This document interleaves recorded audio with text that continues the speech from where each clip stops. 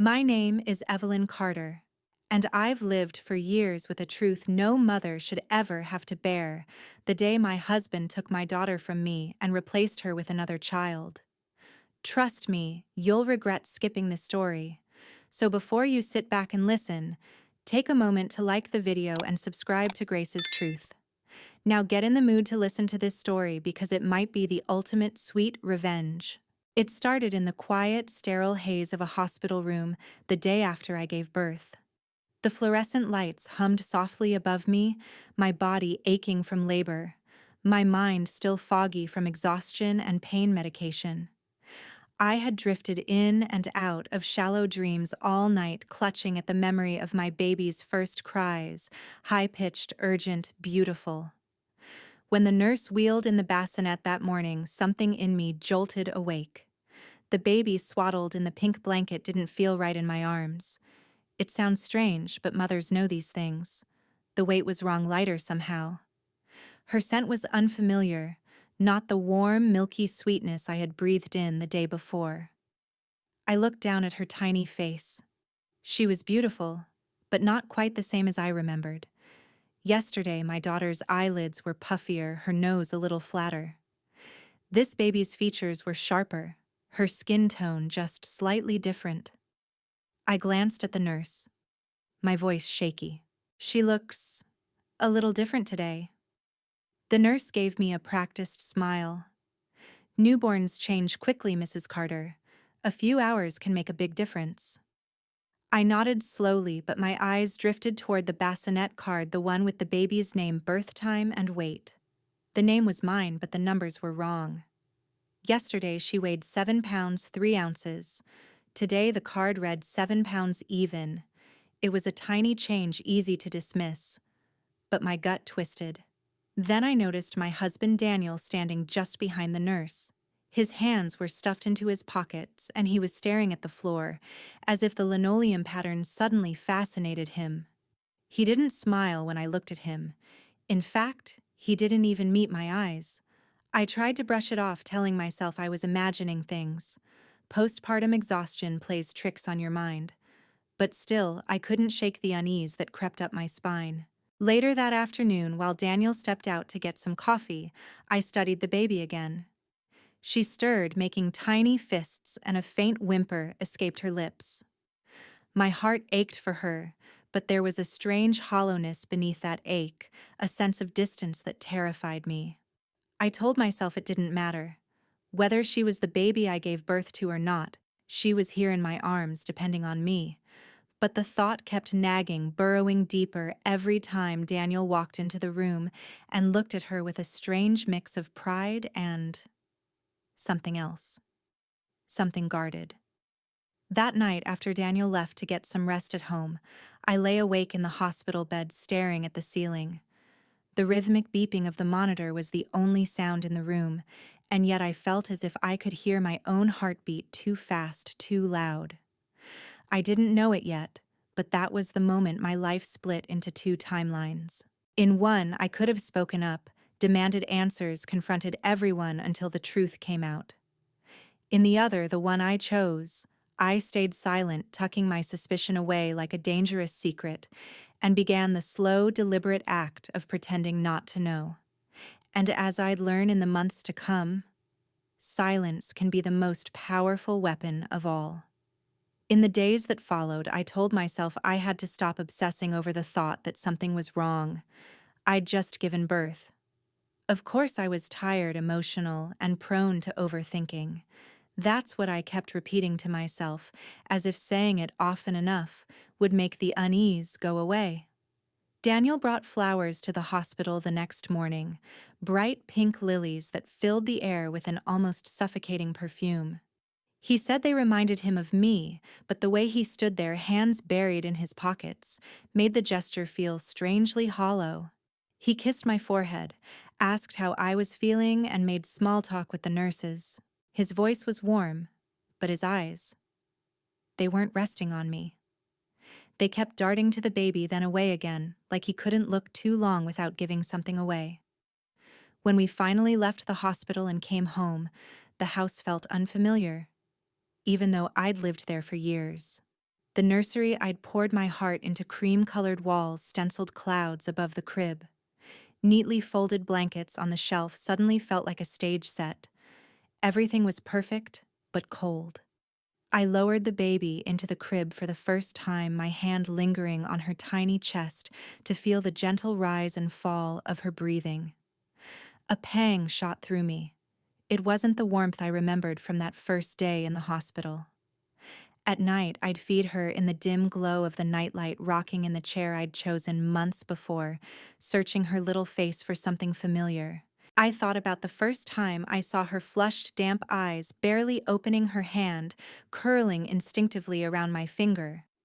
Now that memory didn't match what I was holding in my arms. The nose was sharper, the eyes a shade darker.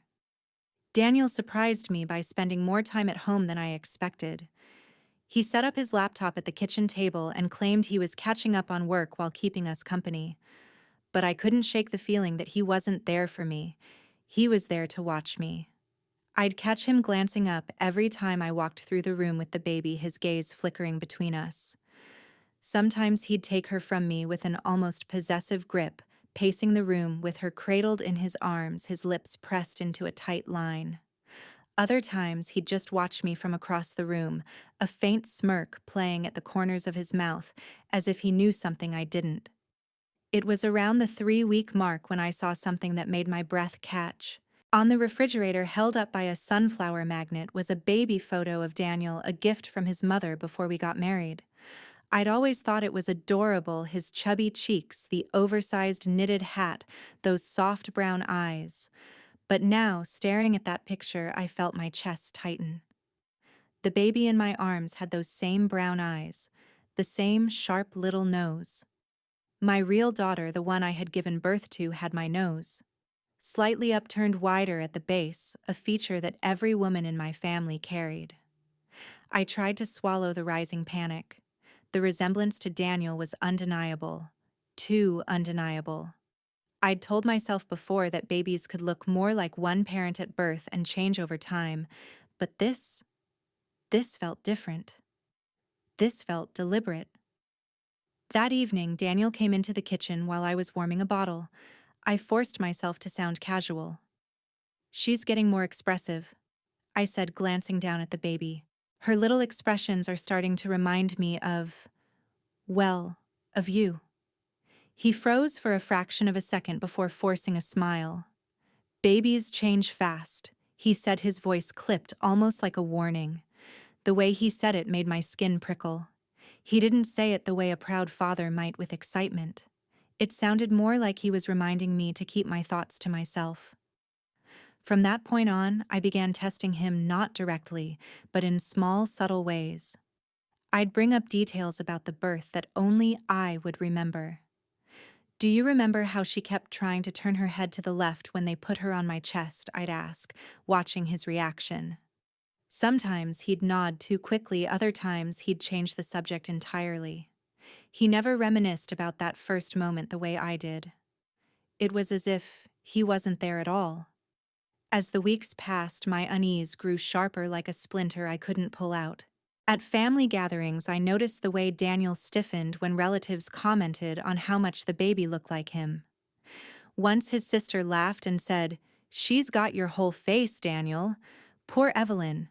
Nothing of hers in there." Everyone chuckled, but I felt a knot form in my stomach. Daniel's laugh was just a little too loud. And then there were the trips. He started leaving the house more often, sometimes for an hour, sometimes for most of the afternoon. He claimed it was work errands, catching up with friends, but he never invited me along, never gave specifics.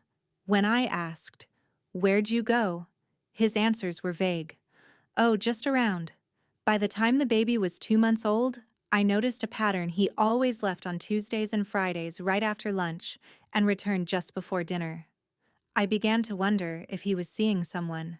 The idea made me sick, not just because of the betrayal, but because if he was still involved with another woman, that woman might know something about my baby.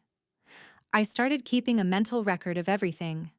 What time he left, what he wore, whether he came back smelling different cologne perfume, even cigarette smoke that wasn't his. I didn't confront him. Not yet. Because I realized something chilling. Daniel wasn't just hiding something. He was monitoring me, watching to see if I'd notice the truth. It was in the little things, how he'd hover when I changed her diaper, how he'd glance at my face when a family member made a comment, how he seemed almost relieved every time I smiled at the baby without question. That's when I made my choice. If he thought I was blind, if he thought I'd never suspect, then I would let him keep thinking that. I would play the role of the trusting, devoted wife, all the while keeping my eyes open. I began to master my expressions. I learned how to smile in a way that hid my thoughts, how to sound curious without sounding suspicious. And in those moments when he thought he had me fooled, I started piecing together the puzzle. Because if my husband truly believed I wouldn't uncover what he'd done, then he was making the biggest mistake of his life. And I was going to make sure he paid for it, slowly, silently, until the day I chose to strike. The first concrete piece of the truth didn't come from Daniel. It came from the hospital. It was a rainy Thursday evening, the kind where the sky turns a heavy slate gray before dinner. Daniel had taken the baby for a drive, something he claimed helped her nap, and I was left alone in the quiet house. I sat at the kitchen table, the hum of the refrigerator filling the silence, and stared at my phone. My finger hovered over the contacts list, scrolling past names until I stopped on St. Clair's Medical Center, Records Department, my old workplace. Before I'd taken a part-time job at the clinic, I'd been a nurse there for nearly 15 years. I knew how the system worked. I knew where things were stored, how files were labeled, how sometimes, if you knew the right questions to ask, you could get more than the official version. The woman who answered Marion had been my coworker for years. She still owed me a favor for covering her maternity leave a decade ago. "Evelyn," she said, her voice warm with surprise. "Haven't heard from you in ages. How's the baby?" She's fine," I said, forcing my voice steady. "Actually, Marion, I was hoping you could help me with something a little sensitive. My discharge papers had a few errors, and I just want to cross-check them against the newborn records. You know, for peace of mind." There was a pause, then a quiet chuckle. "Of course. Email me the ID number from your wristband and I'll see what I can dig up." I sent the number immediately, my hands trembling as I typed. 10 minutes later, she called back. "Okay," Marion said. "Found your file." That's odd." My heart began to thud. "What's odd?" "The birth time on the newborn ID doesn't match the time on your delivery record," she said. "Also, weight's off by a few ounces and the APGAR score is different. That's unusual. Those details are entered immediately after birth." I swallowed hard. Could it be a clerical error? "Maybe," she said slowly. "But Evelyn, I've been doing this a long time. We don't usually mix those up well, unless there's been some kind of switch in the nursery." Her words hung in the air, heavy and final. I managed to thank her, my voice sounding far away, and hung up. I sat there for a long time, staring at the steam curling up from my untouched tea. My mind kept replaying that first morning, the way the blanket had been different, the way Daniel had avoided my eyes. When Daniel came home later, shaking rain from his jacket, I forced myself to smile. "Did she nap well?" I asked. "Like a rock," he said, placing the baby in my arms. His tone was light, but his eyes scanned my face just for a second too long, as if he was searching for something. I knew then that I couldn't ask him outright. If I did, he'd deny everything and the trail would go cold. I needed proof, undeniable proof. A week later, that proof almost fell into my lap. I had picked up an extra shift at the hospital, filling in for a friend who was sick. I was assigned to the maternity floor, a place I knew well. As I made my rounds, I passed two nurses chatting near the supply room, their voices low. "Did you hear about that favor for one of the doctor's friends?" one of them was saying. "Which one?" the other asked. "The baby swap last month." "Whole thing hush-hush." Apparently, it was arranged before the mother even left recovery. My breath caught. I slowed my pace, pretending to check a chart on the counter nearby. "Wasn't that for a guy named Carter?" the second nurse said. Tall, dark hair, kind of intense looking. My pen slipped from my fingers and clattered onto the floor. Both nurses glanced at me briefly before going back to their conversation. "I don't know all the details," the first one said, "but I heard the nurse in charge got transferred to admin after it happened. No investigation. The father had connections. Connections." Daniel had always bragged about knowing people favors traded strings pulled. I'd thought it was harmless networking. That night, I lay in bed beside him, staring at the ceiling while his steady breathing filled the dark. I imagined my real daughter where she was, who was holding her, whether she was safe, and I thought about the other woman. 2 days later, I decided to test a theory. Daniel had been unusually quiet all morning, scrolling through his phone with an unreadable expression. When he finally left for one of his mysterious meetings, I followed. Not closely, I knew better than to be obvious. I took my old sedan and kept 2 cars back, watching him through the drizzle-smeared windshield. He drove out of town past the strip malls and into the smaller neighborhoods that bordered the county line. Finally, he turned down a quiet, residential street lined with aging maples. I parked a block away and watched as he pulled into the driveway of a small, pale blue house. A woman opened the door. Even from a distance, I could see she was young, maybe early 30s, with dark hair pulled into a loose bun. She was holding a baby.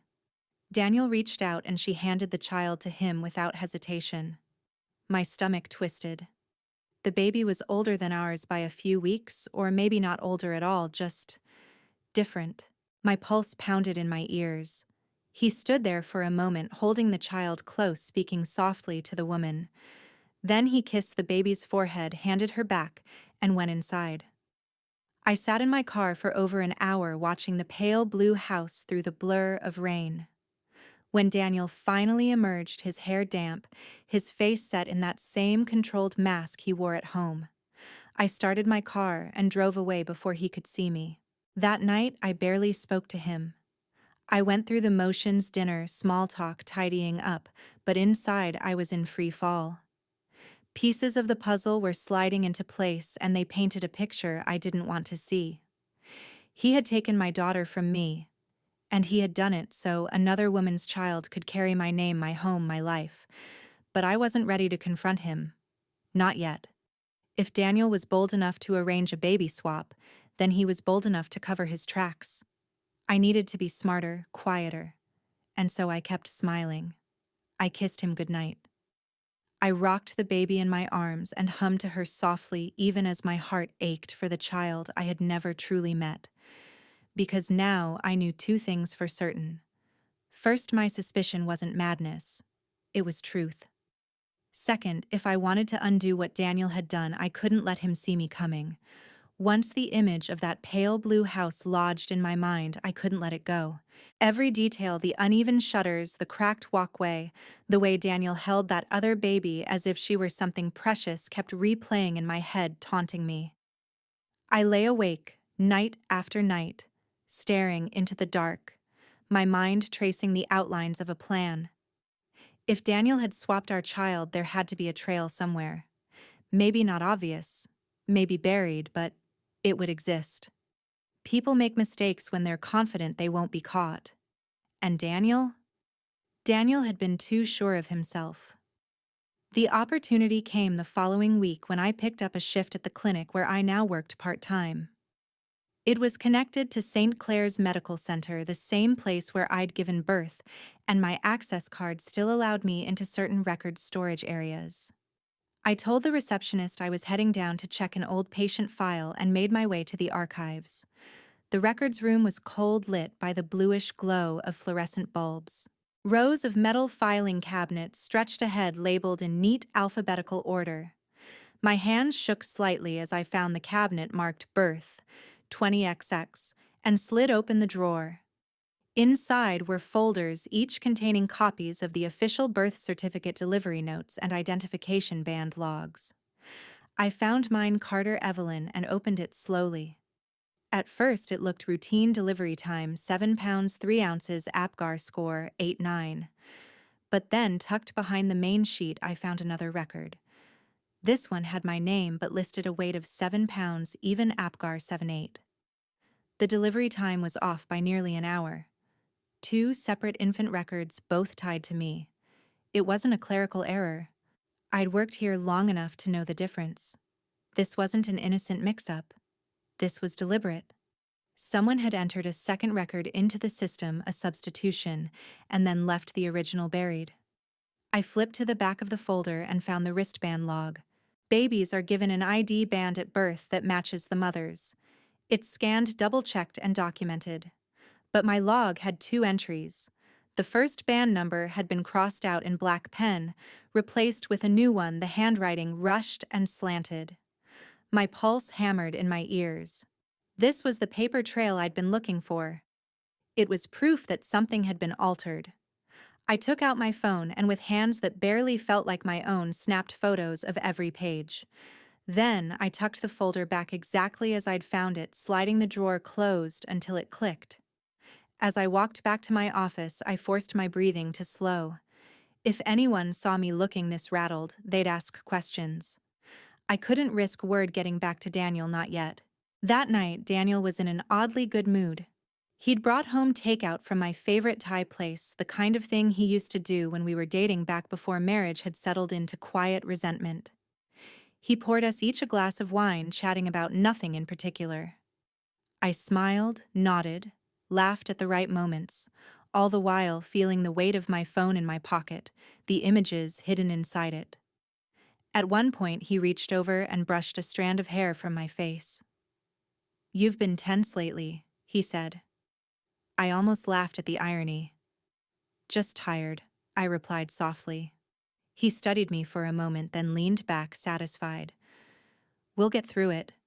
We," as if we were on the same side. Over the next few days, I started piecing the information together like a puzzle. The altered medical records proved the swap had happened, but I still needed the missing piece, who the other baby was and where my real daughter had gone. I couldn't just waltz into the hospital and start asking questions. That would raise alarms. So I used something subtler: gossip. Hospitals run on it. The maternity ward in particular is a web of whispered stories and half-kept secrets. I began volunteering for short coverage shifts, offering to relieve nurses during their breaks. I'd sit in the break room, coffee in hand, listening as they talked. I never brought up my own case, but I steered conversations toward the odd, the unusual.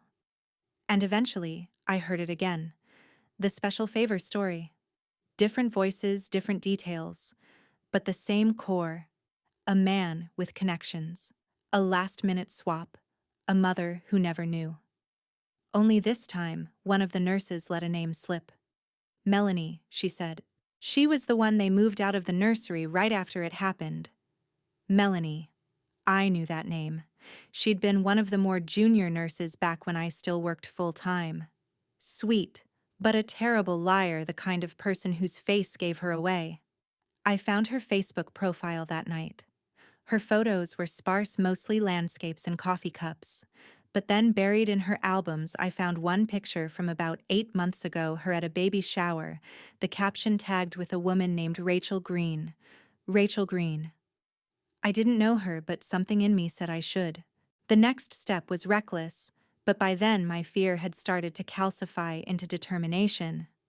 I drove to the pale blue house on a Tuesday, the day Daniel usually visited. I parked far enough away to see without being seen. Sure enough, his car was in the driveway. I waited. 20 minutes later, the door opened and out stepped the young woman I'd seen before, the one with the dark bun and the baby in her arms. She was talking to someone inside, smiling faintly. I zoomed in with my phone camera, snapping a photo. Then I looked at her face. Really looked. It hit me like a punch. I'd seen her before in the hospital corridors. Not as a patient, as a visitor. Months before I'd given birth, she'd been coming in regularly, always meeting Daniel in the lobby. And now she was holding the child, who should have been mine. That night, I didn't sleep. I lay there in the dark, the ceiling fan turning slowly above me, my mind spinning. The altered birth record. the crossed-out wristband ID, the nurse who disappeared, the woman in the pale blue house. It was all connected. Daniel had orchestrated the swap so that his mistress's child would be raised in my home under my name with my resources. And my real daughter. She was here in this same town, growing up in a stranger's arms. I felt a sharp ache in my chest, grief, rage, and something colder. I could have confronted him right then, thrown the evidence in his face, demanded the truth. But that would have been too easy for him. He'd twist it, find a way to spin the story, maybe even destroy what little proof I had. No, this wasn't going to end in a screaming match. This was going to end on my terms in a way he couldn't undo. And for that, I needed to be patient. Very, very patient. Once you start looking for something, you see it everywhere. That's how it felt after I confirmed the woman in the pale blue house wasn't a stranger. Every interaction with Daniel, every phone call he took in another room, every unexplained absence, all of it became a clue. The strange thing was, once I stopped confronting him in my head, I became better at reading him in real life. My silence made him comfortable, and comfortable people make mistakes. It started with his car. Daniel had always been meticulous about his black sedan, vacuumed every Saturday morning, the outside polished until it gleamed. But one Friday he came home late from a quick errand and tossed me the keys to move it so I could park in the driveway. When I got in, the first thing I noticed was the smell. Not the faint tang of his cologne, but something sweeter, a floral perfume I didn't own. It clung to the air, and as I buckled my seatbelt, I spotted it, a small pacifier wedged between the passenger seat and the console. Not ours. I picked it up, turning it over in my hand. The handle was pink, decorated with tiny purple daisies. Ours were plain white, a deliberate choice I'd made, wanting something simple. I slipped the pacifier into my coat pocket and said nothing. Over the next week, I began quietly mapping out Daniel's life outside our walls. I started by checking the mileage on his car every time he left and returned. A few extra miles here, a dozen there, enough to confirm he wasn't just going to the office or the grocery store. Then I went further. On one of his meeting days, I called the office myself, pretending to be a client. The receptionist told me he hadn't been in all week.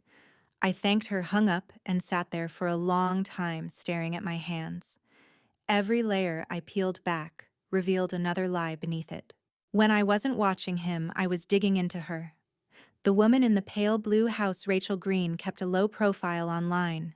Her Facebook posts were rare and carefully curated, a picture of a potted plant, a snapshot of a meal, a blurry sunset. But there were crumbs if you looked closely. In one photo, she was sitting in the passenger seat of a car. The upholstery matched Daniel's. In another, she posted a baby picture, not a clear face shot, just tiny fingers curled around her own. The caption read, "My little angel." The timestamp made my heart stop. It was the same day I'd been discharged from the hospital.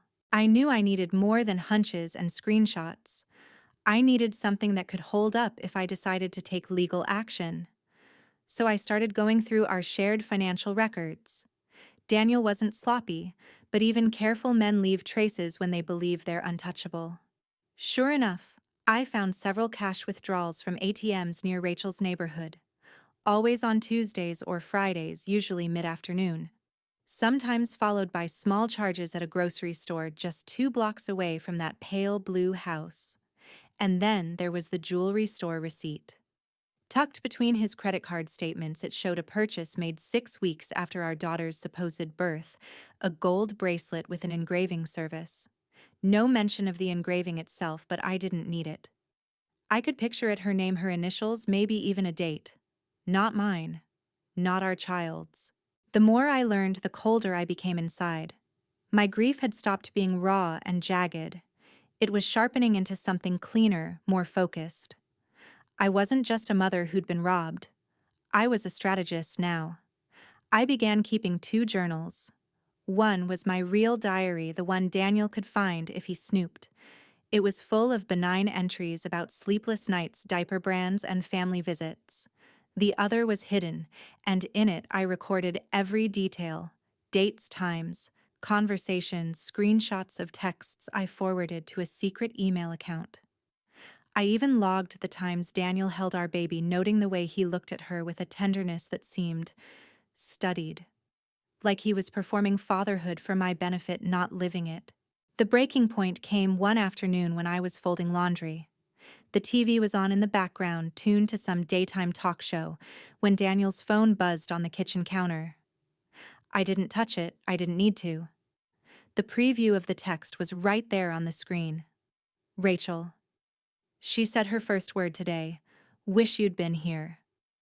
A hot wave of rage surged through me, but I kept my face blank as Daniel walked in, picked up his phone, and smiled faintly at the screen. I knew what I wanted now.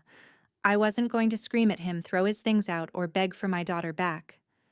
I was going to dismantle him piece by piece until he had nothing left to hide behind.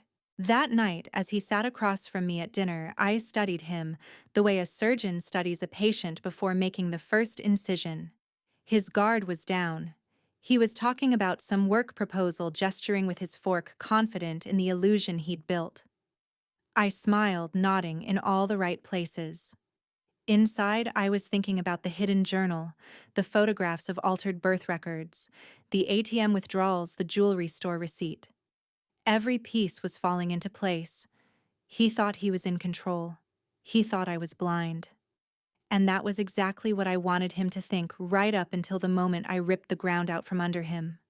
From that point forward, pretending ignorance wasn't just a defense, it became my strategy. I had realized something important: when people think you don't see them, they stop hiding. And Daniel was the kind of man who thrived on thinking he was smarter than everyone else. So I gave him that gift. I gave him the illusion that I was blind. It began with small, deliberate choices. When Daniel announced he'd be going out on a Tuesday afternoon, one of his usual visiting days, I didn't ask where he was going. I didn't check my watch when he came back. I didn't mention the faint scent of someone else's perfume lingering on his jacket. Instead, I greeted him with a smile, asked how his day had been, and slid dinner onto the table as if nothing in the world could trouble me. The first few times he looked at me with a trace of suspicion, as if trying to detect whether I was hiding something. But the more I played my role, the more relaxed he became. He started humming in the mornings again. He stopped locking his phone. He even left receipts in his pocket, small things, but enough for me to keep adding to my growing archive. I also made a point to appear distracted, busy with the baby, caught up in mundane household chores, too tired for deep conversation. Daniel seemed to take this as proof that I wasn't paying attention. But behind the facade, I was cataloging every movement, every trip, every conversation. And I wasn't just watching Daniel. I began studying the baby in my arms, the child he had placed in my care. At first, holding her had been a source of pain. I couldn't stop thinking about the child I'd lost, the one who should have been here instead. But now I saw this baby differently. She was innocent. She had no part in her parents' betrayal. She was warm and soft, and when she looked at me with those big brown eyes, there was trust there, the kind that comes from being fed, soothed, and rocked to sleep. She wasn't mine by blood, but she had become mine in every other way, and I would not allow Daniel to use her as a pawn. That was when the second part of my plan began to take shape. I needed to get close to the other baby too, my real daughter. It was harder than I thought. Rachel, the woman in the pale blue house, didn't venture far from her neighborhood, and I couldn't risk being seen near her home too often. But fate gave me an opening one sunny afternoon. I was at the local park, sitting on a bench near the swings while our baby gurgled in her stroller. Across the playground, I spotted Rachel pushing a stroller of her own. Even from a distance, I knew. The curve of her nose, the slight tilt of her head, they weren't Rachel's features at all. They were mine. My real daughter. My pulse roared in my ears as I watched her. She was smaller than the baby in my care, more delicate, with wisps of lighter hair that caught the sunlight. I waited until Rachel came closer, then offered a friendly smile. "Isn't it a beautiful day?" I asked. She returned the smile politely. It is. They love the fresh air at this age. We exchanged small talk feedings, nap schedules, the weather.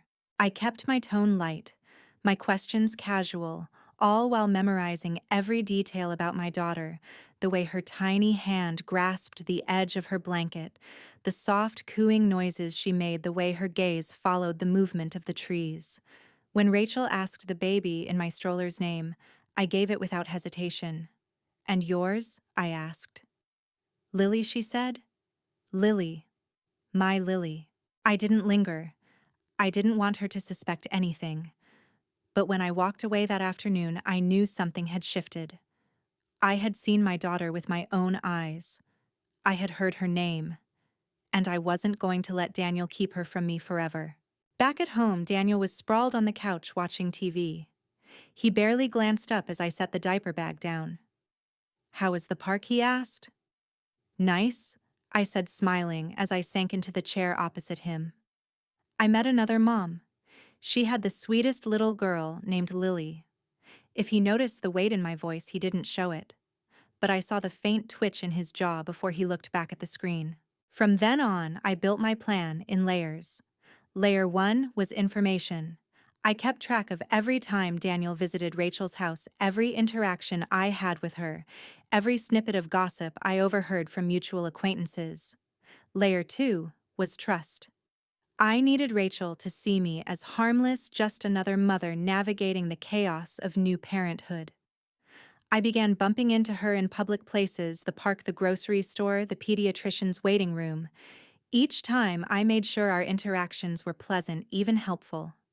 I offered her wipes once when she ran out. I complimented Lily's little sun hat. Layer 3 was patience. I had to resist the urge to rush.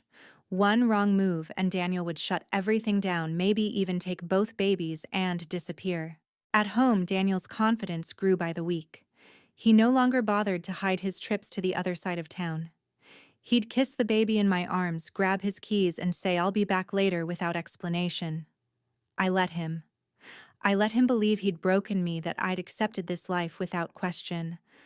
I even started dropping hints that I was thinking of returning to work part-time, as if my world had shrunk to nothing more than diapers and laundry. In reality, my world was expanding. Every day I learned more. Every day I grew closer to both babies. And every day I felt myself becoming stronger, not in spite of the deception, but because of it.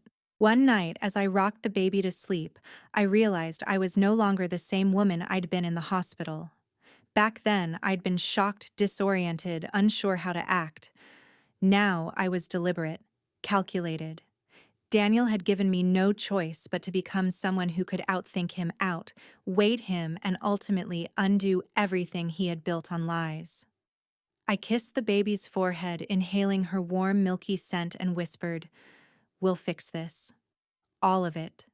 Because the day was coming when I would take back what was mine, and when that day arrived, Daniel wouldn't even see it coming. The first crack didn't come from me, it came from our family. And once it appeared, I learned just how easy it would be to let Daniel's own world collapse under its weight. It was a Sunday afternoon when my sister Margaret stopped by unannounced. She'd brought a casserole and her sharp eyes, which missed very little. I was in the kitchen warming bottles when she wandered into the living room, cooing at the baby. After a moment, she called out, "You know, Ev, I can't put my finger on it, but she looks different from the newborn photos you sent." I froze with the bottle in my hand. My instinct was to deflect to protect my cover, but then I remembered my new rule. Let other people plant the seeds. I walked into the living room, smiling faintly. Oh, babies change so fast. You know how it is. Margaret tilted her head, studying me. Sure, but I don't know. Something in her eyes. They're so brown. I gave a small shrug, as if the observation meant nothing to me. Daniel's eyes. Her gaze lingered on me for a moment longer, as if she could sense the undercurrent beneath my calm tone. But she didn't push it. Not then. A few days later, it happened again, this time with Daniel's mother. She'd come over to drop off some baby clothes, her voice full of polite warmth. but I noticed her eyes flicker between me and the child more than once. "She's got your nose, Daniel," she said, smiling at her son. "And that little chin. Funny I don't see much of Evelyn in her at all." I laughed lightly, pretending the comment didn't pierce me. "Well, she's only a couple months old. Maybe she'll grow into my features later." But out of the corner of my eye, I saw Daniel stiffen. Not much, just a subtle tightening of his shoulders, but I caught it. And I stored it away. I realized then that my best weapon wasn't confrontation. It was letting other people's curiosity gnaw at him. The more they noticed, the more he'd feel the pressure building and the more mistakes he'd make. So I fed the situation gently. When friends or family visited, I'd casually mention how much she looked like Daniel as a baby, then leave them alone with the child for a few minutes. Invariably, someone would bring it up to me later, the uncanny resemblance, the lack of my side in her. I'd just smile and nod, never confirming or denying, letting the comments swirl around us like harmless gossip. It wasn't harmless, of course. It was erosion. Meanwhile, I kept my eyes on Rachel. The chance encounters at the park became more frequent, though always spaced out just enough not to seem intentional. I learned that she did her grocery shopping on Wednesdays late in the morning, and that she often stopped for coffee at the little shop on the corner afterward. One day, I timed my visit perfectly. We ended up in line together, and she glanced into my stroller with a polite smile. "She's so cute," Rachel said. I smiled back. "Thanks. Yours too. Lily's getting so big." Something flickered across her face, a brief hesitation before she said, "Yeah, she's growing fast." That pause told me more than her words. She knew this situation wasn't entirely normal. Whether she knew the whole truth or just suspected pieces of it, I couldn't be sure. But that hesitation, that was something I could work with later. Back at home, Daniel was still riding high on the belief that I was oblivious. He'd started bringing small gifts for the baby, from coworkers' toys outfits, a tiny silver rattle. I wondered how many of them actually came from Rachel. But while he seemed relaxed on the surface, I noticed the subtle changes. He checked his phone more often. He stayed up later at night. And sometimes, when he thought I wasn't looking, he'd watch the baby with a strange expression, almost protective, almost fearful. The real test came at a family barbecue in early summer. We were in Daniel's parents' backyard. The baby passed from one set of arms to another, while people laughed and talked over the smell of grilling meat. Margaret was there, of course, and so was Daniel's sister Claire, the same one who'd once joked that the baby looked nothing like me. At one point, Claire took the baby and said loudly enough for the table to hear, "I swear she's Daniel's twin." Not a shred of Evelyn in her. A few people chuckled, but the conversation around the table stuttered for a beat. Margaret glanced at me, her brow slightly furrowed. Daniel's jaw tightened just a fraction. I smiled, took a sip of my iced tea, and said, "Guess my genes are just shy." The moment passed, but not for Daniel. He was quieter for the rest of the day, his laugh just a little too forced.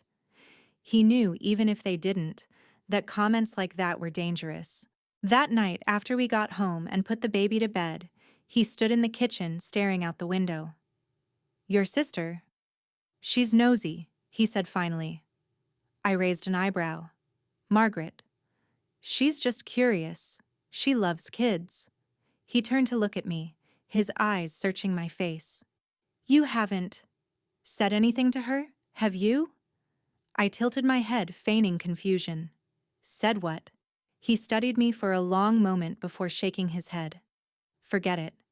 But I didn't forget. That question was the biggest slip he'd made, yet proof that despite his confidence, a part of him was afraid I might be talking.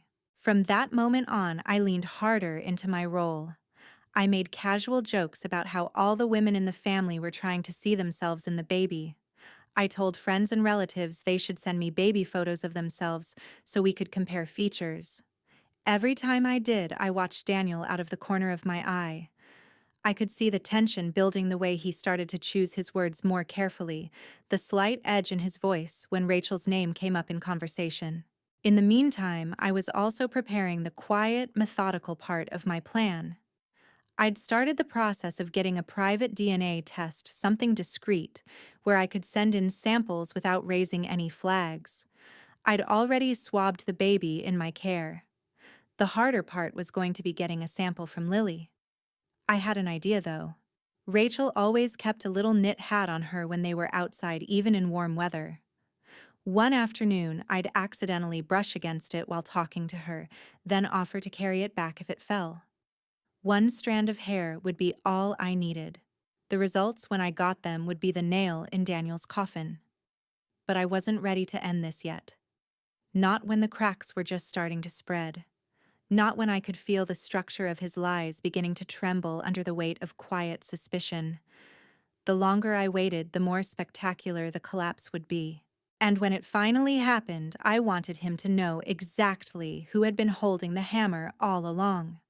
Until now, every time I'd seen Rachel, it had been under the guise of coincidence. Happened to be at the park encounter, a just picking up groceries moment. But I knew that if I wanted to really understand what she knew and what role she'd played, I needed to remove the safety net of chance. So I set a trap. It started with the pediatrician's office. I'd noticed during one of our casual conversations that Rachel mentioned taking Lily to Dr. Meyer for her checkups. What she didn't know was that Dr. Meyer was in the same medical group as my baby's pediatrician, different office location, same system. I called and scheduled an appointment for my child at the exact same time I knew Lily's checkup would be. I'd overheard Rachel mention the date to another mom at the park, and I'd committed it to memory. The morning of the appointment, I dressed deliberately, not glamorous, not sloppy, just the kind of put together that suggested I was another exhausted but capable mother.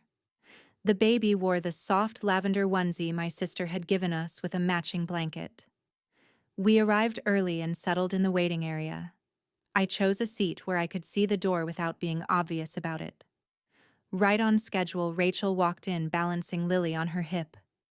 The sight of my real daughter so close, so unaware, made my chest tighten. She had grown since I last saw her, her hair a little thicker, her cheeks rounder. Rachel scanned the room, her eyes landing on me. Surprise flickered across her face, quickly replaced by a polite smile. "Oh, hi, what are the odds?" she said, settling into the chair 2 seats away. I smiled back. Small town, I guess. We talked about the usual things: nap schedules, teething rumors, the unpredictability of babies. But beneath the surface, I was listening for something more, watching the way she avoided holding my gaze for too long. At one point, Lily dropped the toy she'd been clutching, a soft rattle in the shape of a lamb. It rolled near my foot. I bent to pick it up, my fingers brushing over the soft fabric, and handed it back with an easy smile. "She's adorable," I said. "How old is she now?" "Almost 3 months," Rachel replied. Her tone was warm, but I saw the faintest flicker of tension in her jaw. 3 months. That was exactly the same as my supposed daughter's age. I nodded, keeping my expression casual. Same as mine. Funny they could almost be related. It was subtle, just enough to see how she'd react. Her lips pressed together for a brief second before she smiled again. "Guess it's a good baby month." When the nurse called her name, Rachel gathered her things, offering a quick goodbye. As she turned, Lily's little knit hat slipped from her head, landing on the chair. I picked it up instantly. "Wait, you dropped this." "Thanks," Rachel said, taking it from me, but not before I noticed the single strand of fine light hair caught in the wool. Back home, I placed that hat in a sealed bag in my dresser drawer. It was the piece I needed for the DNA test, though I wasn't rushing it. Timing was everything. I needed Daniel still secure in his illusion before I struck. In the days that followed, I replayed that interaction with Rachel in my head. She was guarded. Too guarded for someone who believed nothing unusual had happened. That meant she either suspected or knew. Either way, she was complicit. But here was the interesting part. I didn't sense that she was entirely comfortable with it. Something in the way she avoided my eyes, the slight edge to her smile, it was as if she was afraid of me, or afraid of what I might already know. That was a weakness I could use. Meanwhile, Daniel remained blissfully convinced that I was still the adoring wife. He didn't question my errands or my time at the park. If anything, he seemed relieved that I was getting out more and making mom friends. Little did he know one of those mom friends was the woman raising my child. One Friday afternoon, he came home early, a small wrapped box in his hand. "For you," he said, setting it on the counter. I opened it to find a delicate silver locket, the kind you could slip a tiny photo inside. "It's for a picture of you and the baby," he said. I smiled, running my thumb over the smooth metal. "It's lovely. Thank you." Inside, my thoughts were darker. A locket to keep the wrong baby close to my heart, as if to cement the lie. I decided in that moment that when this was over, I would keep the locket. But not for the reason he thought. The more I interacted with Rachel, the more convinced I became that this wasn't just Daniel's scheme. She had agreed to it, maybe reluctantly, maybe eagerly, but she had agreed. And yet, she hadn't fled with Lily. She was still here, still in the same small town, still in easy reach. That meant Daniel had made promises to her, ones she was counting on him to keep. Promises I could shatter. The next time I saw her at the park, I decided to push the boundary just a little further. "You know," I said casually as we sat on a bench, "I had the strangest dream the other night. I dreamt my baby was switched at birth." Woke up in a panic. Rachel's head snapped toward me before she caught herself. "That's a scary thought." I gave a small laugh. "Silly, right? I guess I've just been reading too many of those thriller novels." She smiled faintly, but her hands tightened on the stroller handle. "Yeah, totally silly."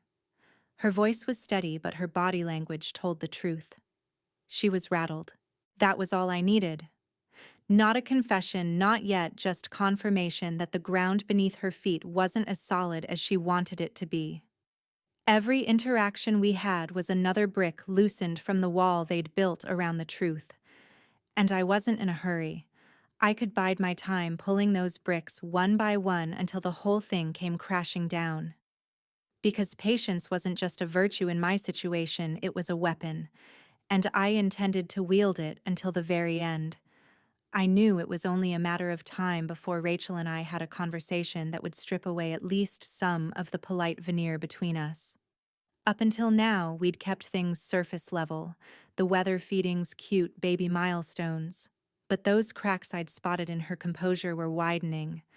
I just needed the right moment to pry them open. The opportunity came on an overcast Tuesday, the air thick with the smell of impending rain. The park was nearly empty when I arrived, the baby in her stroller, a blanket tucked around her. I was halfway around the walking path when I spotted Rachel at the far bench rocking Lily gently. She looked tired. Not the usual new mother tired, but worn down in the soul tired.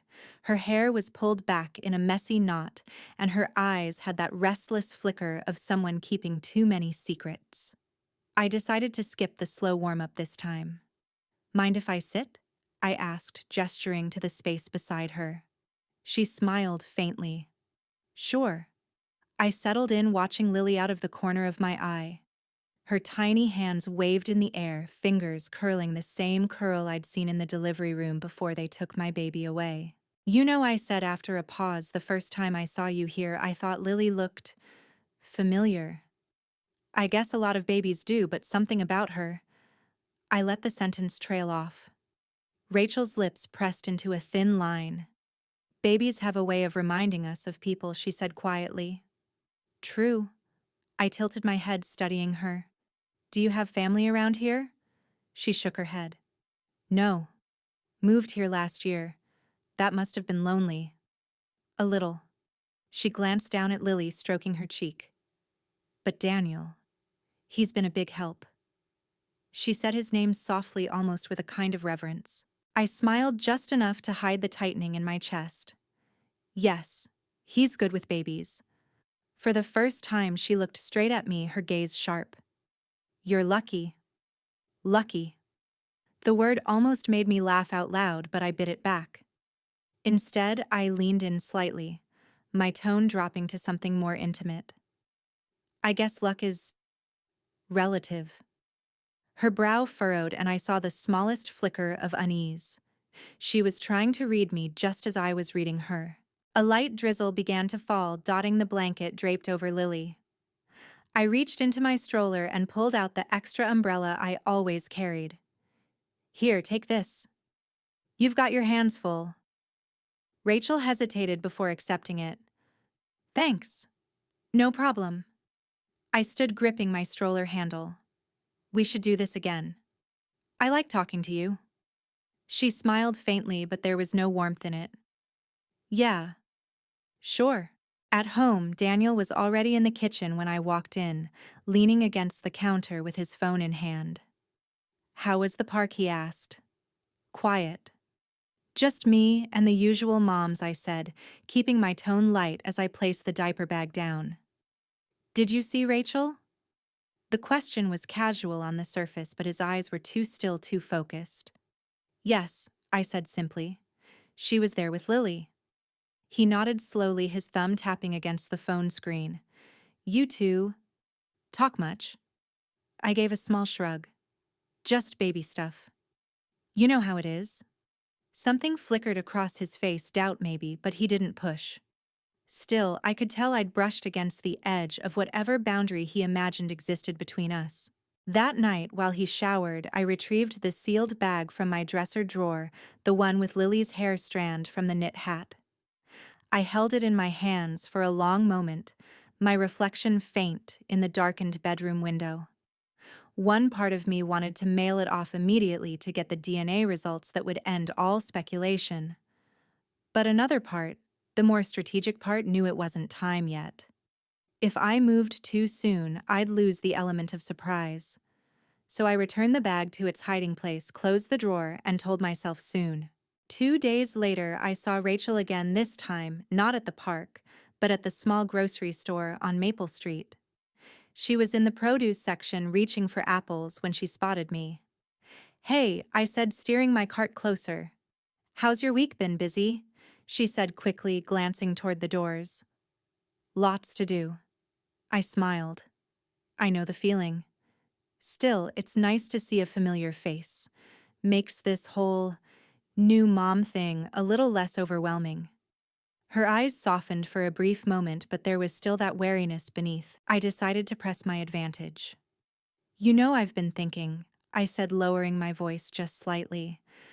Our kids are so close in age. We should get them together for a play date sometime. Rachel froze. It was only for a heartbeat, but I caught it, the smallest tightening of her shoulders, the faintest intake of breath. Maybe, she said finally. I'll think about it. That hesitation told me everything. She was afraid of me, whether it was because she knew exactly who I was to Lily, or because Daniel had told her some warped version of the truth. I wasn't sure. But fear was good. Fear made people sloppy. When I got home, Daniel was in the living room pretending to watch the news. I could feel his eyes on me as I set the groceries down. Ran into Rachel at the store, I said casually. Oh. His voice was just a fraction too neutral. I nodded. We talked about maybe doing a play date. His head snapped toward me. What for? I tilted my head. Why not? The babies are the same age. Could be fun. He opened his mouth, then closed it, his jaw working. Just be careful, he said finally. You don't know her that well. It was the first time he'd openly discouraged me from seeing her. That alone told me I was on the right path. That night, as I lay in bed, I thought about Rachel's face at the store, the way her expression had flickered when I suggested the playdate. She wasn't just uneasy. She was calculating, trying to decide what she could risk. And that meant we were playing the same game. The difference was, I was better at it. Daniel's reaction to the idea of a playdate told me two things. First, he wasn't as secure in his control as he wanted me to believe. Second, he understood at least on some instinctive level that Rachel and I in the same room for too long could only end badly for him. That made me want it even more. For the next week, his behavior shifted in subtle but unmistakable ways. If I mentioned going to the park, he'd suddenly suggest taking the baby somewhere else. If I said I was running errands, he'd ask which stores and when I'd be back, questions he hadn't bothered with in months. Once I even caught him scrolling through my phone. I didn't call him out. I just made a mental note to keep anything important in my private email account, the one he didn't know existed. I realized then that we were both doing the same thing, monitoring, tracking, calculating, only I was better at playing the role of the oblivious spouse.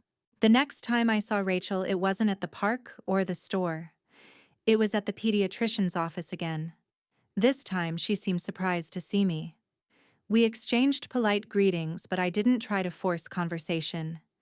Instead, I let her watch me, let her see me as approachable, trustworthy. When our names were called, she lingered near the exit until I came out.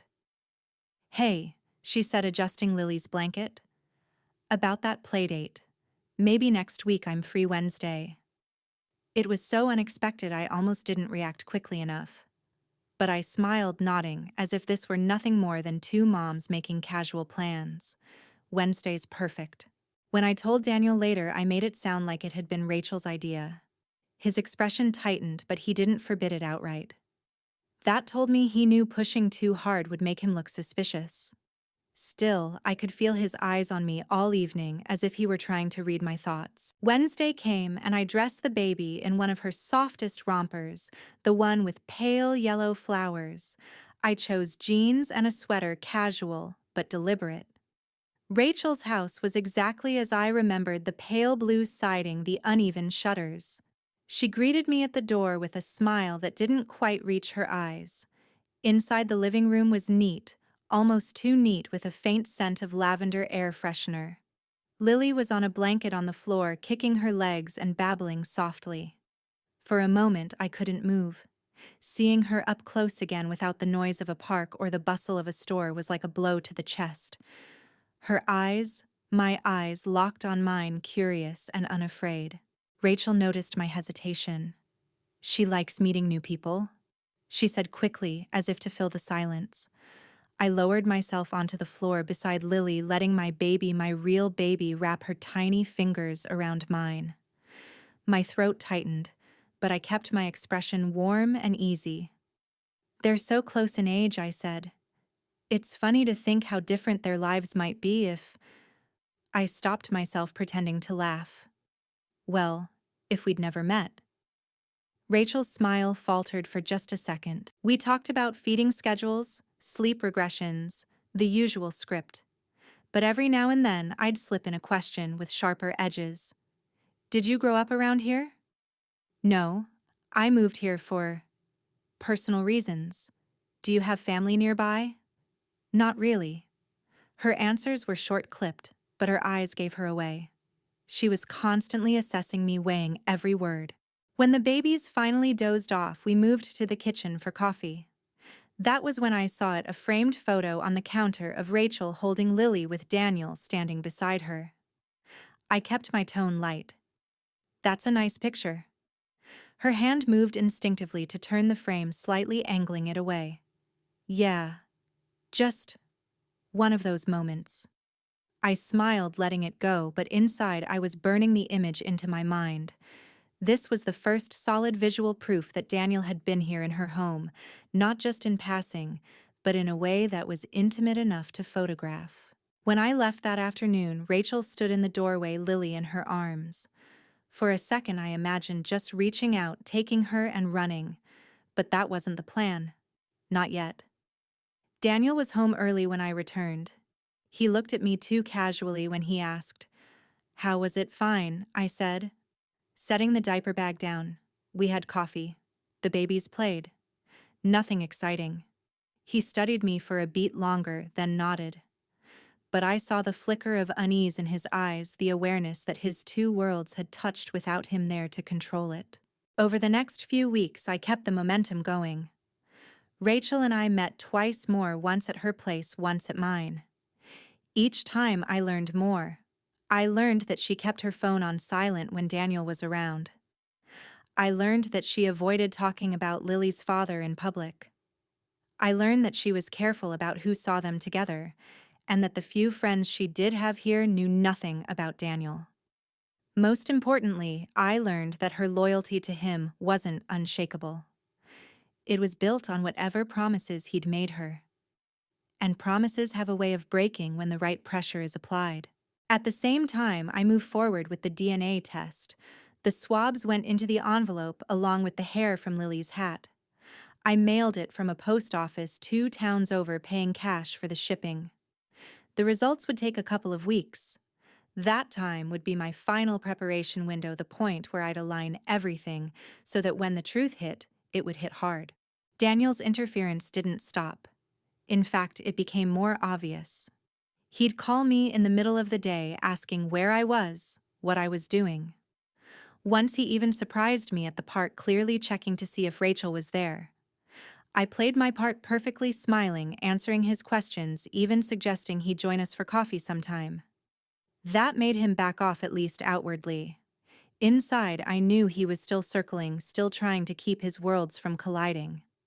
What he didn't know was that they already had, and that every time he tried to keep us apart, he only made me more determined to close the distance. Because the day the DNA results arrived would be the day his entire carefully constructed life collapsed, and I was going to be the one standing there to watch it fall. The envelope was smaller than I expected, just a plain white, nondescript package that could have been anything from a credit card offer to junk mail. But I knew what it was the second I pulled it from the mailbox. My hands didn't shake as I carried it inside. They should have. Instead, there was a stillness in me, like the air right before a storm. I didn't open it right away. Not because I was afraid of the contents, I already knew the truth, but because I understood that this was more than a piece of paper. It was the key to the final act, and I wanted to be sure I used it at the perfect time. I made myself a cup of tea, sat at the kitchen table, and slit the envelope open with the same steady hand I'd used in the hospital years ago when charting critical patient notes. 2 lines of text. That's all it took. Probability of maternity 0% for the child Daniel had placed in my arms. Probability of maternity 99.99% for Lily. The page blurred for a moment, but not from tears. My eyes were dry, my chest tight, but not breaking.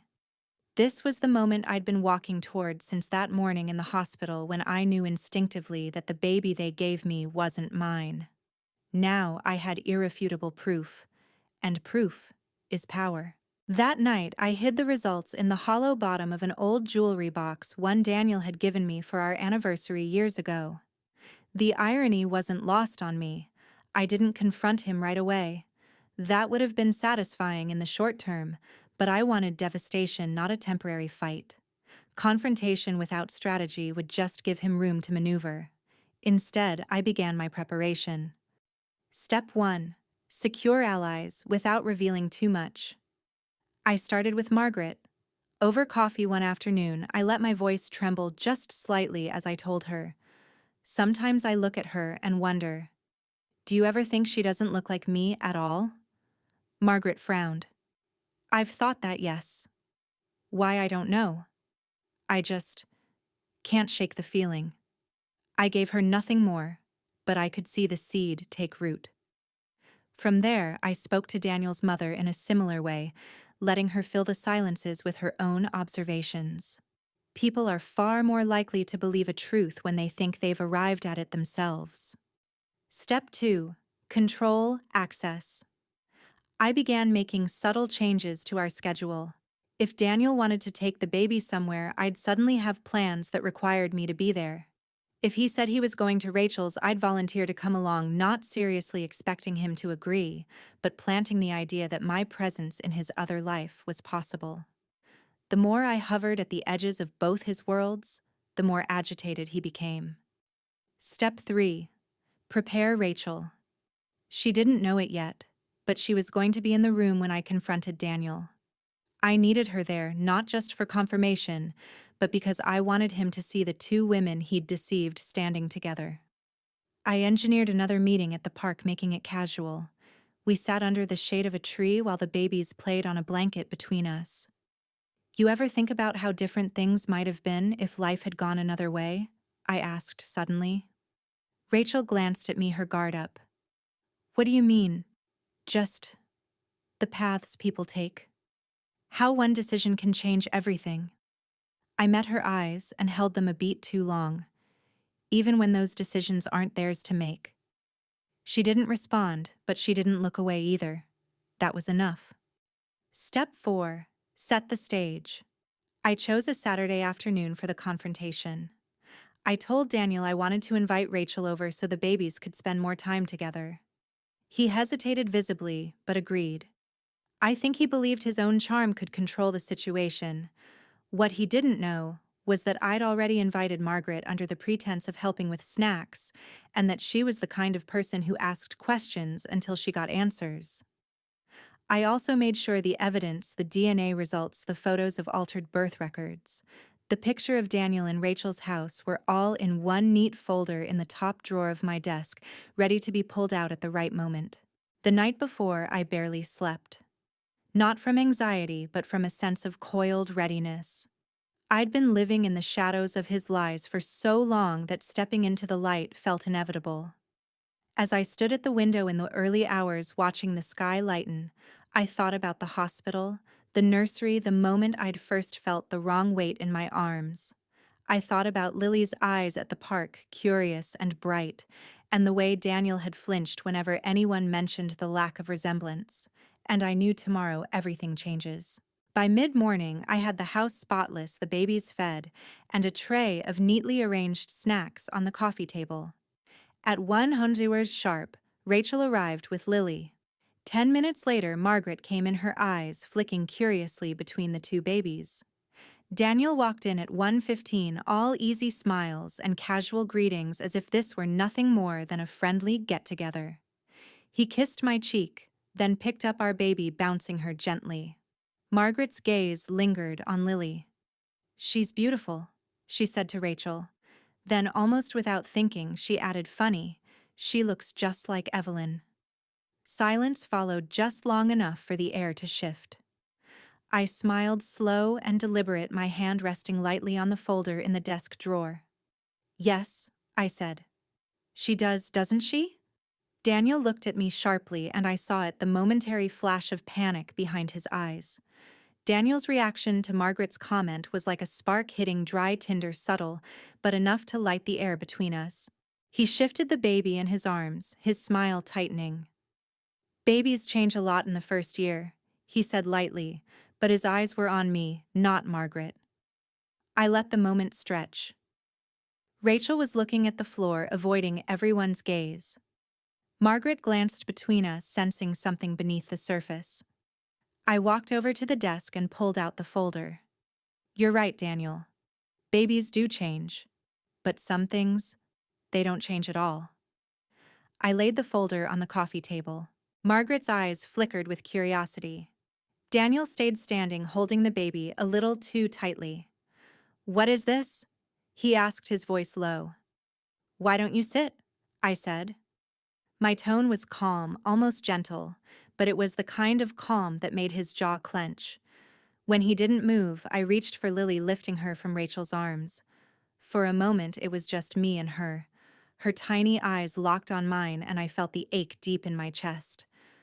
Then I passed her back to Rachel and took my seat. I opened the folder and slid the first page toward him, a photocopy of the hospital birth records.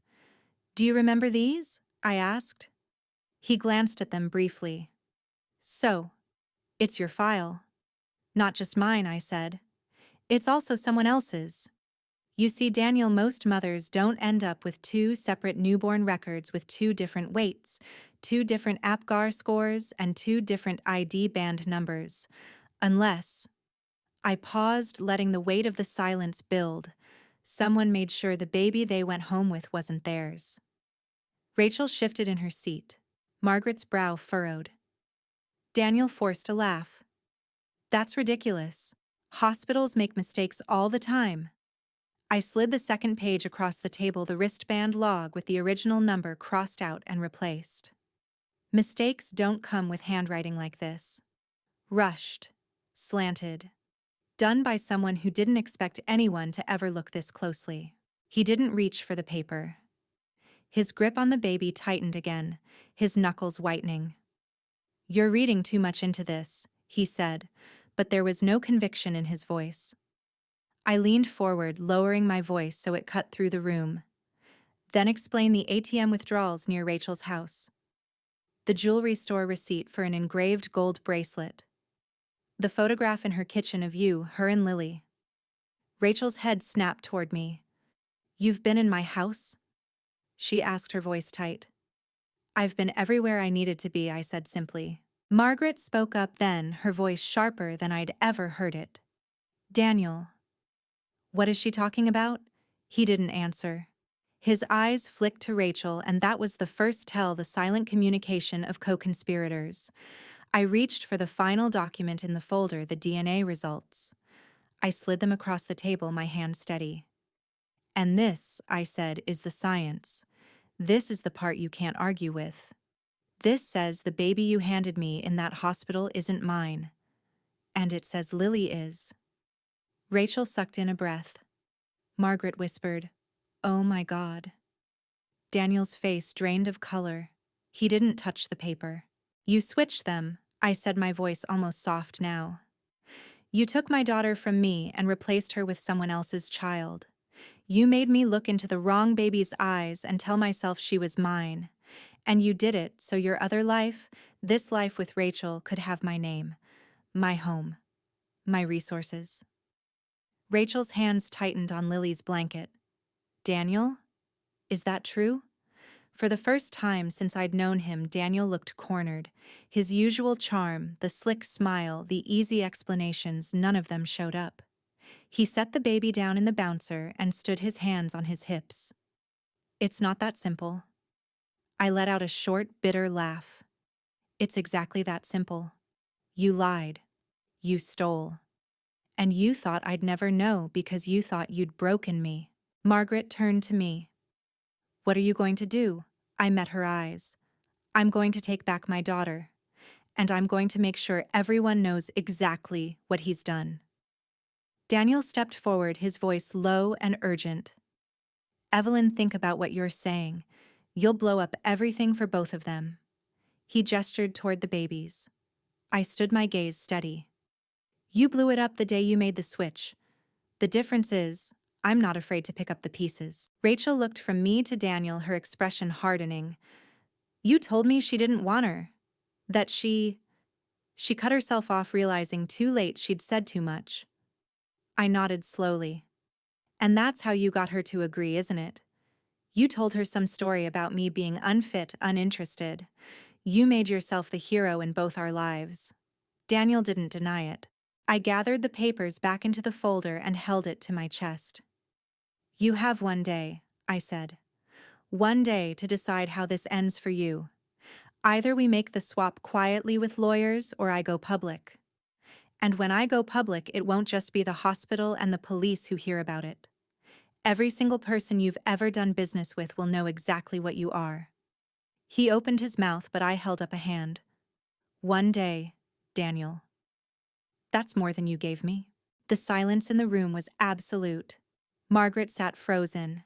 Rachel clutched Lily tighter. Daniel stared at me like he was seeing me for the first time, not as the woman he could manipulate, but as the woman who was going to dismantle him. I turned toward the hallway, my voice quiet but firm. "This conversation is over.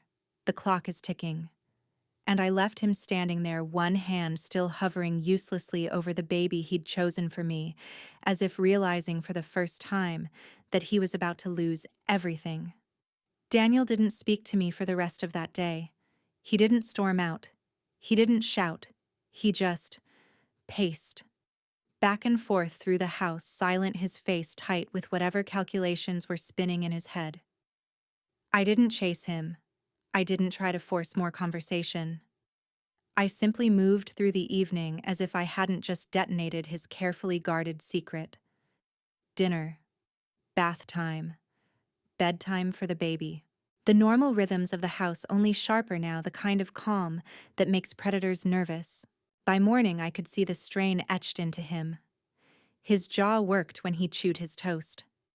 His phone buzzed more than usual, and every time it did, his eyes darted toward me before he answered. I knew exactly who he was talking to. Rachel. She was as much in this as he was, whether she liked it or not, and now she was staring down the same ticking clock. I made coffee and poured him a mug. You have until this afternoon, I said casually, as if we were discussing a package delivery. He set the mug down without drinking. Evelyn, you need to be reasonable. I raised an eyebrow. Reasonable would have been not stealing my daughter. He flinched the smallest twitch, but it was enough to tell me the word stealing had landed exactly where I wanted it to. Around noon, I slipped out under the pretense of grocery shopping. In reality, I drove to the pale blue house and parked far enough away to see without being seen. 10 minutes later, Daniel's car pulled up. He went inside without knocking. Of course he didn't knock, and stayed there for nearly an hour. When he came out, his expression was grim, his shoulders hunched. I didn't need to hear the conversation to know what had happened. He'd gone to Rachel with his version of damage control, probably trying to convince her that if we stayed united, I'd have no proof. What he didn't know was that I already had enough to bury him twice over. I beat him home. When he walked in, I was at the dining table, the folder spread open in front of me. I didn't even look up. "How was your afternoon?" I asked, my tone almost bored. His eyes narrowed. "You've been following me." I glanced up, then smiling faintly. "I don't have to follow you, Daniel. You're entirely predictable." He took a step toward the table, but I placed my hand on the folder. "Don't," I warned softly. "You're not touching this." That was when he made the mistake I'd been waiting for. He exhaled sharply and said, "You're not thinking about what happens to her." His eyes flicked toward the baby's room. "If this goes public, both babies will be caught in the middle. You'll traumatize them. You'll make yourself look like the villain." There it was, the threat dressed up as concern, the implication that I would be to blame if this turned into a scandal. I leaned back in my chair, folding my arms. "You just gave me the last piece I needed," I said. He frowned. "What are you talking about?" I didn't answer. Instead, I picked up my phone and began typing a message. 2 hours later, Margaret was sitting across from me in the living room, the folder in her lap. I'd told her everything now: the records, the DNA results, the meetings with Rachel Daniels' attempt to turn it back on me. Margaret's face was pale with anger. "He doesn't just want to keep Lily from you, he wants you to carry the guilt for whatever happens." I nodded. "Exactly. Which is why I need you in the room tomorrow when I end this. If it's just me, he'll deny everything. If there's a witness who's not Rachel, he can't rewrite the story later." She agreed without hesitation. That night, Daniel tried a different tactic. He was almost gentle, almost the man I remembered from years ago. He made dinner, asked about my day, poured me a glass of wine, but I knew the rhythm of manipulation too well by now. This wasn't reconciliation. It was strategy. He was trying to reset the clock to make me hesitate. When we went to bed, he touched my shoulder lightly. "Evelyn, you've been through a lot. Maybe we can find a compromise." I stared at the ceiling.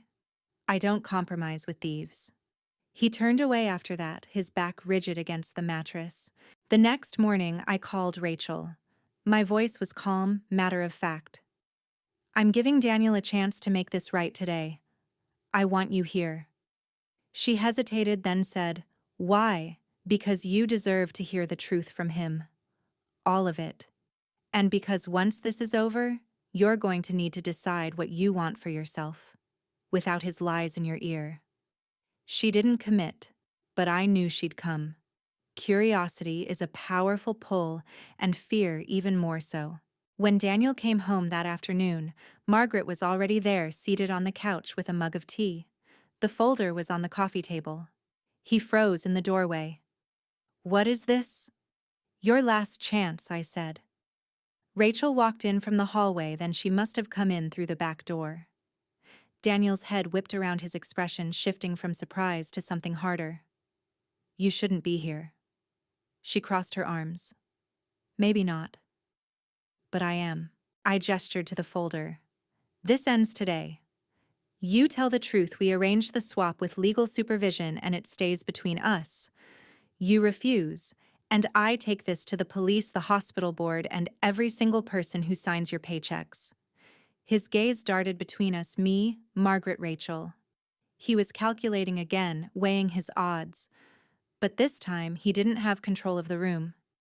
"You think you can just—" he began. I don't think I interrupted. "I know. And you've already given me everything I need, including the part where you tried to make me responsible for the damage you caused." Margaret leaned forward. "Daniel, you're done. The only choice you have left is whether you walk away quietly or in handcuffs." For the first time, his shoulders sagged. The fight drained out of him, not because he'd found remorse, but because he knew he was beaten. He looked at Rachel. "If I do this—" She didn't let him finish. "If you do this, maybe you get to keep a shred of dignity. If you don't, you lose everything." His gaze came back to me, and for a long moment we just stared at each other. Then he nodded once, sharp and bitter. "Fine." Inside, I felt no triumph. Not yet. The real victory would be holding my daughter in my arms again and knowing that this time no one could take her from me. And as Daniel sat down across from me to discuss the logistics, I realized something else. He thought this was the end of the fight. But for me, this was just the beginning of his undoing. The agreement came together faster than I expected. Not because Daniel wanted it to, but because once Margaret and Rachel were in the room with me, his usual tactics, delay, confuse, control, no longer worked. He had nowhere to retreat, no private corner to rebuild his lies. We decided on a neutral location for the official exchange, a lawyer's office downtown. I'd already contacted a family law attorney, someone discreet but relentless, who assured me that the process could be handled in a way that protected both children from unnecessary drama. Daniel's only condition was that it happen quickly. I knew why. The faster it was over, the less time anyone outside our circle had to catch wind of it. The night before the appointment, the house felt hollow. Daniel stayed in his office for hours. The door shut, the glow of his computer screen spilling into the hallway when I passed by. I sat in the nursery holding the baby he had placed in my arms all those months ago. She was asleep, her tiny fists resting against her chest. My chest ached as I looked at her.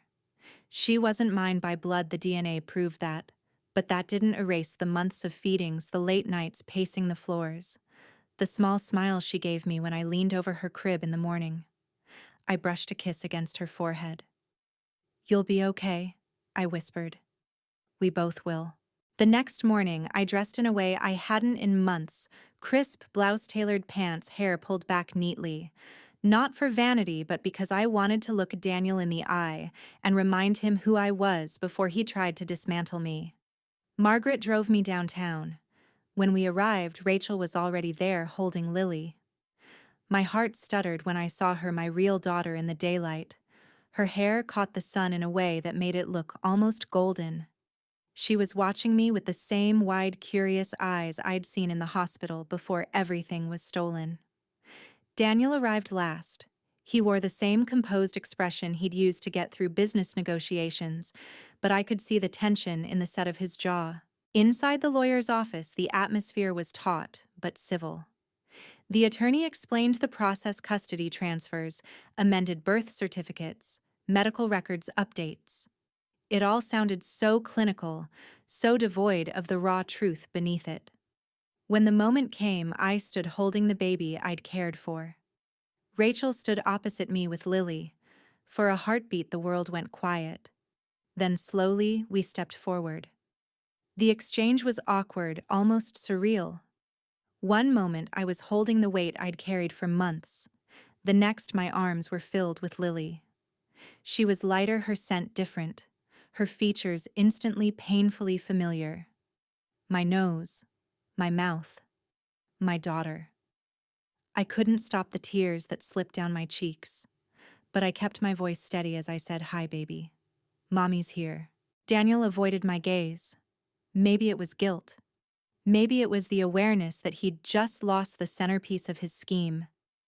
Once the papers were signed, Rachel left quickly, murmuring something about wanting to get Lily settled. I didn't stop her. Whatever role she'd played, she'd agreed to the swap without a public fight, and for now, that was enough. Daniel lingered. "So, this is it?" he asked, his tone almost casual. I closed the folder of documents. "No, Daniel. This is the start. You don't think I'm going to just hand you your life back, do you?" His brow furrowed. "What's that supposed to mean?" I leaned in slightly, my voice low but cutting. "It means the hospital board will be getting an anonymous packet. It means every client who's ever done business with you will get to see the kind of man you are. And it means Rachel now knows exactly how much you lied to both of us." For the first time since this began, his composure cracked. "You can't, I can. And I will. You took something from me. I can never get back those first months with my daughter. You think signing papers erases that?" Margaret placed a hand on my shoulder, a gentle reminder to walk away while I had the upper hand. I gathered my things, cradling Lily close, and headed for the door. Daniel didn't follow. At home, the air felt different. Lily's small breaths filled the nursery as I laid her down in the crib I'd prepared for her. My hands trembled as I smoothed the blanket over her. I knew the transition wouldn't be easy. She didn't know me yet, not the way I knew her. But we had time now, time to build the bond that should have been ours from the beginning. As I stood there watching her sleep, I made myself a promise Daniel's downfall wouldn't just be about punishment. It would be about making sure he could never take from anyone else what he'd taken from me. That night, my phone buzzed with a text from an unknown number. "Unknown. You got what you wanted. Let it go." I didn't reply, because this wasn't over. Not by a long shot. The first morning with Lily felt like a second chance written in sunlight. I woke before dawn, not because I had to, but because some part of me couldn't bear to miss even a breath. The house was quiet in that meaningful way, as if the walls themselves were listening. I stood beside her crib and watched her sleep, the delicate rise and fall of her chest, the tiny flutter of her lashes. Every detail felt like a note in a song I'd been trying to remember since the day they placed the wrong child in my arms. When she stirred, I lifted her gently, careful not to startle her. Her cheek settled against my collarbone like she'd always known that spot belonged to her. I inhaled the warm, sweet scent of milk and sleep and felt something inside me soften and unspool. It didn't erase the months I'd lost. It didn't pretend away what Daniel had done. But it began to anchor me in the present, a place where I no longer had to question whether my instincts were too much, where I didn't need to rehearse my smile to keep a lie stable. We were both learning each other, and there was a kind of holiness in that. Margaret came by with groceries and the kind of sisterly scolding that sounds like love. "You need to eat," she said, pressing a container into my hands. She lingered at the nursery doorway, eyes damp, then looked at Lily and whispered, "Welcome home." I hadn't realized until then how much I needed someone else to say it out loud. That afternoon, I made the first of the calls I'd promised myself I would make. Not to savagely scorch the earth, though I won't lie, the thought had its temptations, but to set a record that could not be conveniently rewritten. The hospital board received a sealed packet with the documents and a letter outlining what had happened under their roof. I didn't sign my name, but I didn't try very hard to hide it either. Some truths want a witness. Some systems only wake up when you knock hard enough. Then slowly I began to let people see. Not everyone. Not all at once. I told a few relatives, a few friends. I braced for judgment and for that old familiar minimization, Surely it was a mistake. Surely no one would do such a thing on purpose. But most people were quiet for a long time, horror dawning in stages, and then they asked the question I'd been asking since the beginning. How did he think he could live with himself? The answer I've come to believe is that people like Daniel don't live with themselves. They outsource it. They let other people carry the weight of their decisions, the cost of their ambitions, the pain they don't want to feel. It's easy to live with yourself when you've shoved your conscience into somebody else's chest. Not anymore. I return the weight to its rightful owner. There were practicalities to navigate. There always are. Pediatric records to amend. A new rhythm of feedings and naps. Gentle introductions to a different crib, a different night. Light the faint hum of a hallway fan. Lily fussed. The first evening cried longer than usual. The next then settled on the third, like she had decided the sound of my lullabies was a language she could learn. The baby I had cared for, the one Daniel had brought home, was safe with Rachel. We had all agreed on a plan for her transition, guided by people whose work is to protect children from adult wreckage. I bought a second locket and placed a tiny photo in each one of Lily in my arms, one of the other little girls smiling up at the mobile I had once chosen for my daughter. Love does not amputate simply because a lab report tells it to. And Daniel. He tried for a few anxious weeks to hold together whatever reputation he had left. There were meetings. There were calls not returned. There were the brittle smiles of people who now knew too much and respected too little.